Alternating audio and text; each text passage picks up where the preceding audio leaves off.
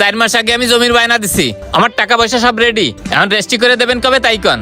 আমারে কিছুদিন সময় দেন, তারপরে জমিটা রেজিস্ট্রি করে দেবানি। আরে ভাই আপনি সময় চাচ্ছেন কি জন্য? যে জমি নেবে সে টাকা পয়সা রেডি করে বসে রয়েছে, আপনার রেজিস্ট্রি করে দিতে সমস্যা কি? ভাই আমার পাশের জমির পার্টি পালি, আমি দুটো জমি একসাথে রেজিস্ট্রি করে দেবানি। এই আপনার পাশের জমির পার্টি কবে পাবেন তার জন্য আমি বসে থাকবো নাকি? শুকনো সিজন চলতেছে, এখনই আমি এই জমিতে কাজ করাবো। কাকা এই জমির অরিষ্ট আমার ভাই বোনরাও আছে, আর তারা অনেক দূরে দূরে থাকে, তাই চাইছি তাদের একবারে ডাইকে দুটো জমি রেজিস্ট্রি করে দেবো। তারা তো বারবার আসতে পারবে না। আরে ভাই তাকে এইবার একবার ডাকেন, আইসা জমিটা রেজিস্ট্রি করে দিয়ে চলে যাক। আপনার পিছনের জমি দরকার হয় আরো 6 মাস 1 বছর পর আপনি বিক্রি করেন। আমি এই যে কাকারে নিয়ে আইছি, কাকা বারবার আমারে প্রেসার দিচ্ছে জমিটা রেজিস্ট্রি করার জন্য। ভাই আমারে মাসখানিক সময় দেন, পার্টি পাইছি, তাদের সাথে কথাবার্তা চলতিছে। কথাবার্তা চললেও আপনার ওই জমি অত সহজে বিক্রি হবে না, কারণ আপনার ওই পিছনের জমির সাথে রাস্তা নেই, এই জন্য ওই জমি কেউ নিতে চাচ্ছে না। আমিও কয়েক পার্টির ওই জমি দেখাইছি। আপনার কোন জমি বিক্রি হলো আর না হলো তা দিয়ে আমার দরকার নাই, এই মাসের ভিতরে আমার রেজিস্ট্রি করে দেবেন। এই ভাই চলেন।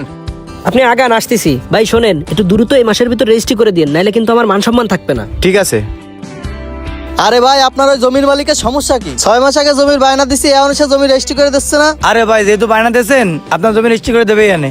ওয়ারিকে ভিতরে ঝামেলা হয়েছে তো এই জন্য ওকে এক করতে পারতেছে না। ওনাকে ভিতর কি ঝামেলা আছে তা আমার দেখার দরকার আছে? আমি টাকা দিছি, আমার তাড়াতাড়ি জমি রেজিস্ট্রি করে দিতে কোন। আরে ভাই আপনি উত্তেজিত হবেন না, আমার মাধ্যমে আপনি বায়না দিয়েছেন, আমার নিজের মাথায় বিচার আছে। তারা আমি বলছি, সে বলছে দ্রুত রেজিস্ট্রি করে দেবে এনে।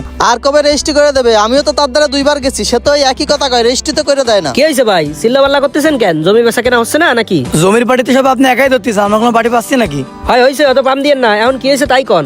আরে ভাই শোনেন, ওনার মাধ্যমে 6 মাস আগে একজনের জমির বায়না দিছি, সে জমি এখনো রেজিস্ট্রি করে দিচ্ছে না। 6 মাস আগে বায়না করে রাখছেন, এখনো রেজিস্ট্রি করে দিচ্ছে না? এ ভাই কাহিনী কি? কোন জমি? আর ওই যে হিমেল আলাদার আছে না, তার জমি, সে তো রেজিস্ট্রি করেই দিচ্ছে না। কিন্তু সে বায়নার সময় কি বলছিল তাহলে শোনেন। জমি তো ওনার পছন্দ হয়েছে, উনি তো জমি নিতে যাচ্ছে। আচ্ছা জমি যদি ওনার পছন্দ হয় আর উনি যদি নিতে চায়, তাহলে ওনার আগে বায়না করতে কোন, কারণ অনেক পার্টির সাথে কথাবার্তা চলতিছে। বায়না করার দরকার নেই, আমার টাকা পয়সা সব রেডি, আপনি একবারে রেজিস্ট্রি করে দেন। এখন তো জমি রেজিস্ট্রি করে দিতে পারবো না, কারণ আমার ভাই মেলা দূরে থাকে, তো সে আসবে 1 মাস পরে, তারপরে দিতে পারবো। ঠিক আছে, এখন সে বায়না করুক, আপনি 1 মাস পরে রেজিস্ট্রি করে দিন। তাহলে আপনার কয় টাকা বায়না দেওয়া লাগবে? আপনাকে টাকা যেহেতু রেডি, তাহলে 3-4 লাখ টাকা দিয়ে রাখেন। আচ্ছা ঠিক আছে, তাহলে কালকেই দেবানি। এ ভাই আসেন। ভাই তাহলে ফোনে কথা হবে এনে। আচ্ছা ঠিক আছে ভাই। এইসব কথা কয়ে সে বায়না নিয়েছে, এখন 6 মাস হয়ে গেছে, সে এখন রেজিস্ট্রি করে দিচ্ছে না। ওই জমি সে রেজিস্ট্রি করে কিভাবে দেবে?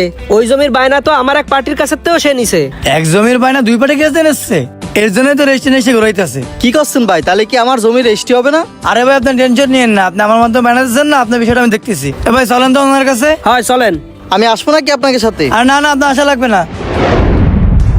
আপনি জমি বিক্রি করতে চাইছেন, এই জন্যই আপনার কাছে আমরা পার্টি নিয়ে আইছি। তাহলে আপনি এই এক জমি দেখায় আমার পার্টির কাছে আবার ওর পার্টির কাছে 2 পার্টির কাছে বায়না নিছেন কেন? আরে না রে ভাই, ওনার পার্টির কাছ থেকে আমি পিছনের জমির বায়না নিছি। এ ভাই আপনি মিথ্যা কথা করেন কেন? আপনি তো এই জমি দেখে আমার বাড়ির কাছে টাকা নিয়েছেন, ভদ্র বা ভণ্ডামি করেন তাই না? এ ভাই কি সব কথা করছেন এগুলো?